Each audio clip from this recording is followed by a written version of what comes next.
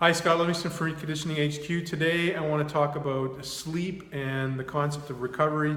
And from a recovery standpoint, sleep is probably our most important element.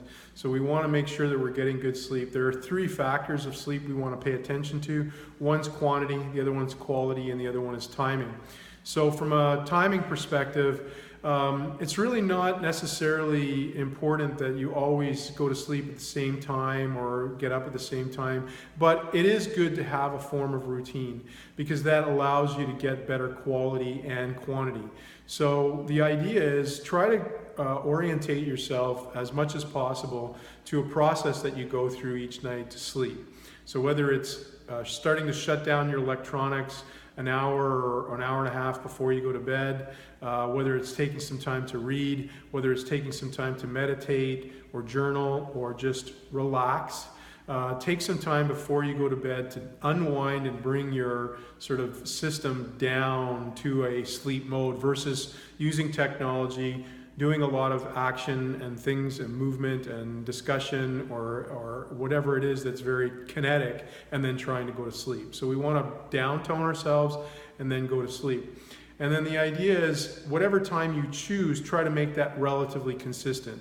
That's not always possible with the schedules that we carry today in life with travel, etc. But as best as possible, if you can try to fall asleep around the same time, it helps the system get used to getting ready for sleep. Then when you do sleep, from a qualitative standpoint, we want to make sure that we're getting good respiration. So breathing is important. So people who have snoring issues and things like that, you want to get those things sorted out.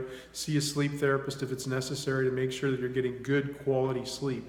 To help with quality sleep, try to reduce stimulants and things like that before bed, like having coffee, drinking alcohol, the tannins in wines can sometimes keep you up, etc. So be careful about what you're ingesting before you go to bed. Late dinners or late meals can affect that. High sugar substances like desserts, etc. are going to change the quality of your sleep.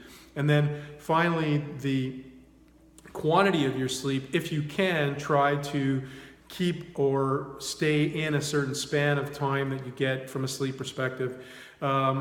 Everybody's different. What you want to define or find out is what really makes you feel refreshed. Is it 5 hours? Is it 7 hours? Is it 8 hours?